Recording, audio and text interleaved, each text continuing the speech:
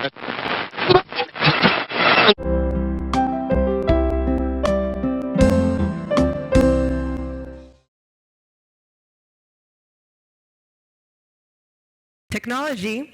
is transforming the landscape of storytelling. لو انتوا شايفين الفيديو ده شكله زي normal film صح؟ بس لو انت بصيتوا I can move my mouse جوه الفيلم وممكن اشوف اكتر زي ما اكون انا موجوده هناك في المكان ده وانا عماله ابص واتفرج and imagine كل the different narratives I can explore. This is technology معمول بشركه اسمها Condition One and I think it's the coolest thing ever. فاحنا هقول ايه we're all storytellers. احنا من ايام الكيفمان we've been telling stories because it's part of the human experience. We used to gather around campfires and tell stories مع بعض using دلوقتي we've been telling stories using books and film and radio and so on. Now in our digital social media age we've been using social media and technology to tell stories, right?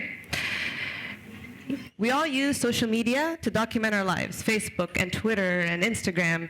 We share the very important moments in our lives like wedding, travel, the birth of a child, to collective experiences like a football match or a revolution.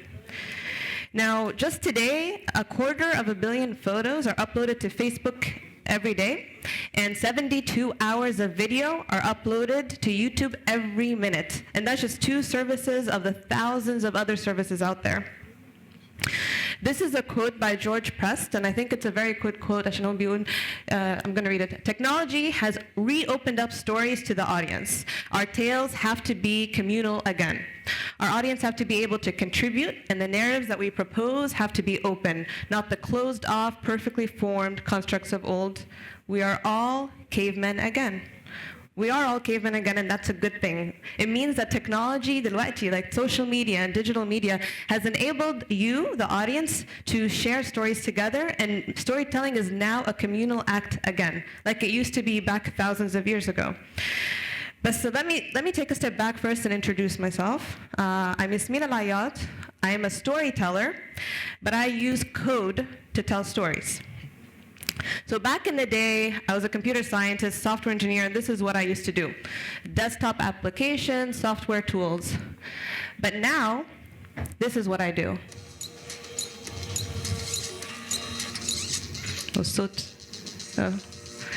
Anyways, this is a interactive video installation where people can make music using their face. So your facial expression, your eyebrows, your mouth, all this makes music. This is what I do for my living. I combine art and technology. I tell stories. I'm passionate about creating art with the audience, participating, having them interact, and make something together. I really believe in this idea of communal shared experience together. I come from a line of storytellers. My great uncle is Abdurrahman al-Shirawi, who wrote الإعلام, which you might know because it was made into a film by Yusuf Shaheen. And but my biggest inspiration, not my great uncle, was my grandmother Nene. My grandmother is an amazing storyteller. She used to tell us stories on on Afrit and ghosts and jinn and revolution and our family's history. I started this project. This is an animated collaborative documentary about my family's history, and it was told by all the women in my family together. I really believe in this idea of collaborative storytelling. So back then I started this idea of going back to the caveman, this shared communal experience in telling stories. I really do believe this, that the best stories are those that are told together. Now, coming from a line of storytellers, I actually had a very big obstacle growing up. My parents moved to the U.S., from Egypt when I was where I was born and raised. And I remember when I first went to school in the United States, my first day of school, I was 5. I was completely lost and scared and terrified. Why? Because I didn't know how to speak English.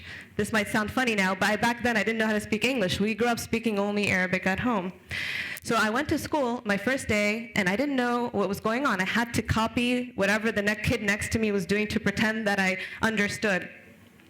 So I remember on the first day of school, it's a very, very vivid memory for me. I was squirming in my seat.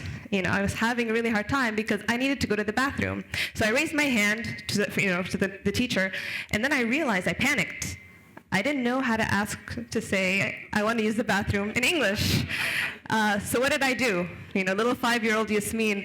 I waited until she turned her back on the class, and I sprinted out of the classroom through the door, and I locked myself in the bathroom for the rest of the day. I was completely embarrassed. My mom had to come pick me up that night. Now, the reason I tell you this very embarrassing story is because I think it explains a lot about my fascination with programming and the language of code. I really do believe so. When I was 10, my father is an electrical engineer, a Silicon Valley entrepreneur. He bought me my first computer. Now for me, this computer opened up an entire new world for me. I could make anything I wanted to make. I could tell stories my way, and it didn't have to be English. I was struggling with language. So I taught myself to program when I was a kid, and I built myself websites and so forth. My dad thought, okay, great, she's going to be just like me, an engineer, a computer engineer.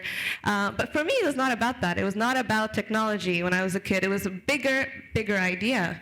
It was this amazing tool set in my hands that I could make anything with. It was a way for me to communicate with the world.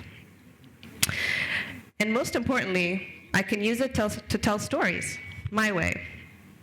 So I'm obviously a nerd. I'm a computer scientist. So I was a software engineer here in Egypt for years, many years. But I always used to, for fun, make animations and short videos and in my spare time, tell stories, like my grandmother, like my great uncle. I had two passions in life, art and technology.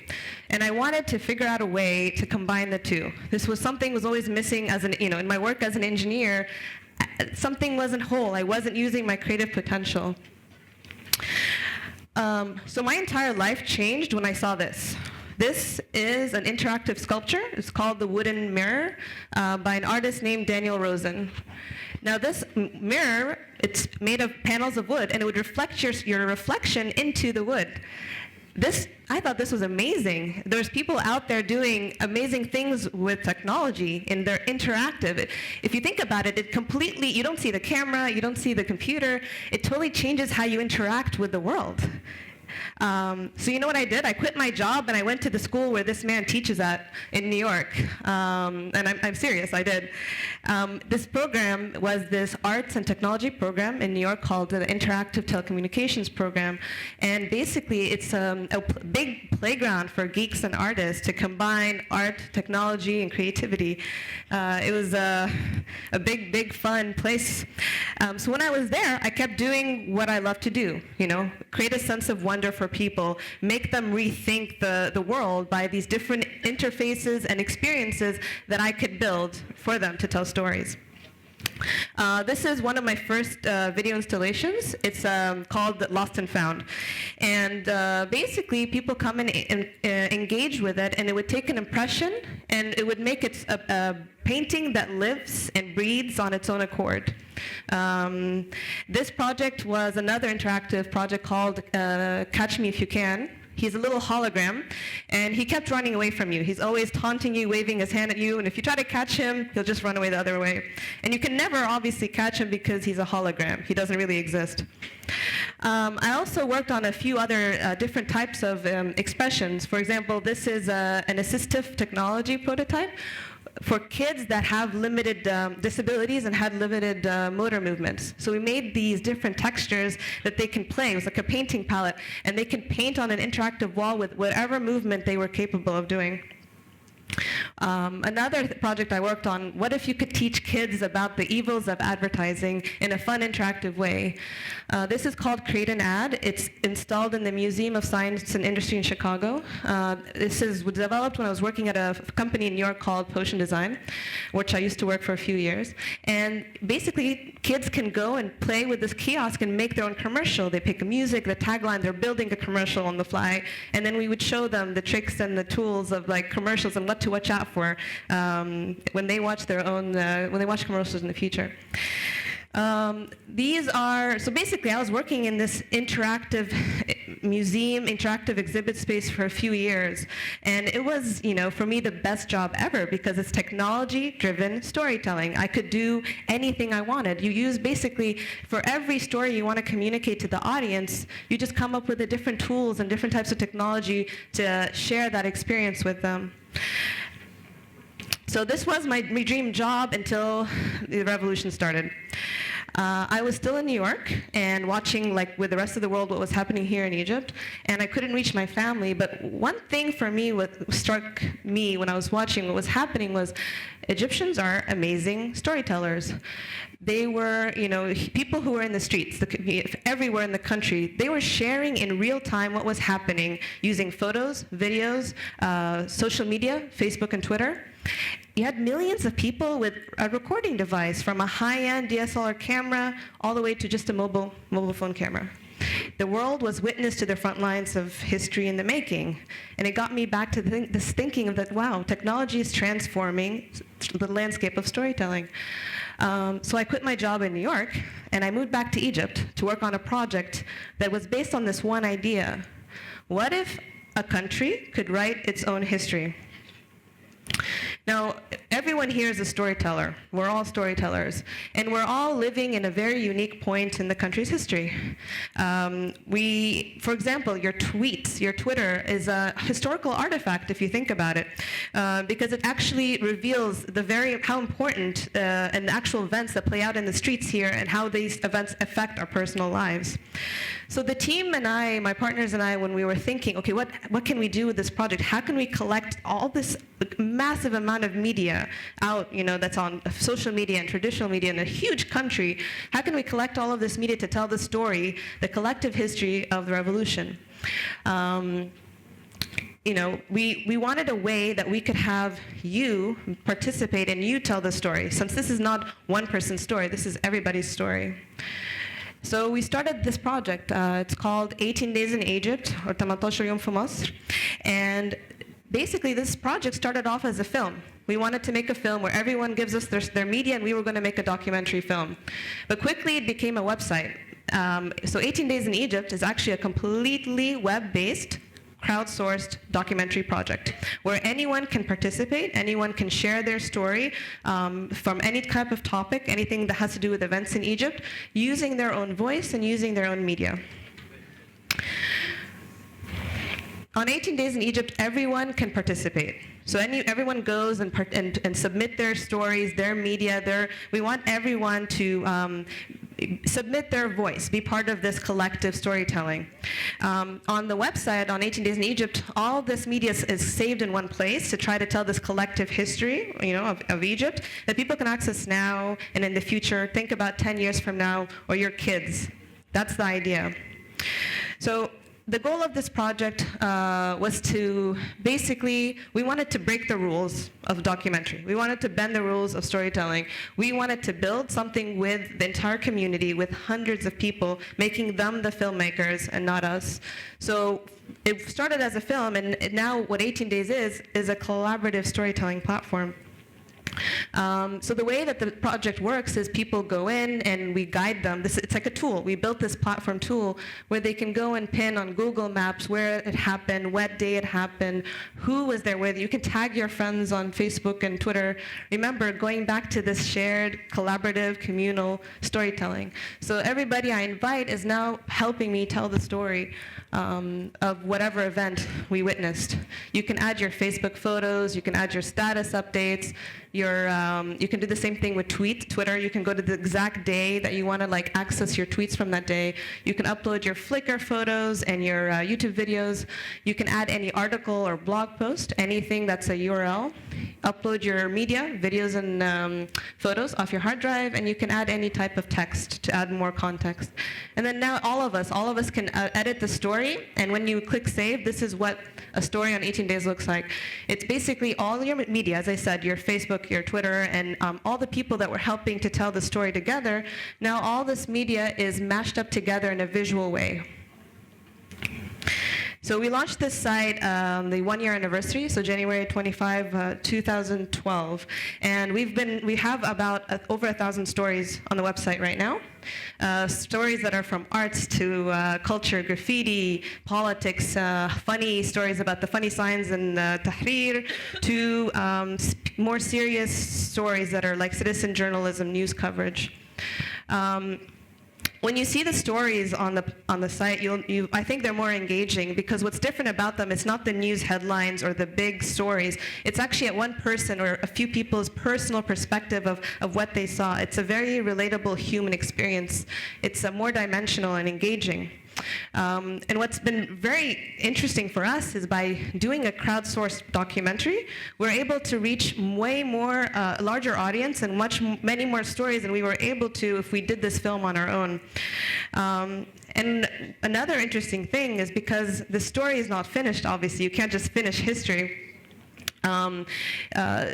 Technology is enabling us to maintain and keep having a story that's ongoing. You know, there isn't a limit. There isn't a 90-minute framework like a film. We can just keep building the site. I love this story from our website. It's called Memories of a Battered Tahrir Soul, and it's about one woman who falls in love in Tahrir amidst tear gas. So love in the time of revolution. I thought it was a great story. So anyways, I encourage you to visit the site, look around, and if you choose to contribute, it's basically your project, your documentary. That's the idea behind the project. And that's the power of using technology to drive storytelling. Your imagination is the limit, because there's no boundaries. It's a completely exciting new frontier.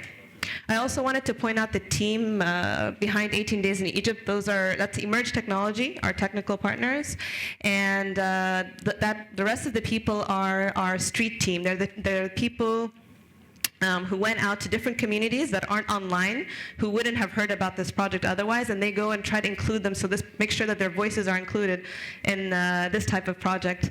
So we call them our 18 Days Fellows, and this is an amazing team. So looking back, I have to say that at the time it didn't feel like it, but now it does. It really was a blessing that I actually had a big problem with language growing up. It forced me to find new ways to express myself using code and technology in more creative ways than I would normally have. And I guess what I want to say to everybody here is just do what you love to do with whatever tools you have. Something will work out in a new way, because when you do what you love to do and you just hack, play, just think of new, and you have all these new tools at your disposal, you can think of completely bizarre, completely new ways of using them, and you never know what will happen. Let the imagination run wild. So I guess the most important thing I'll leave you with is just never stop telling stories. Okay, thank you.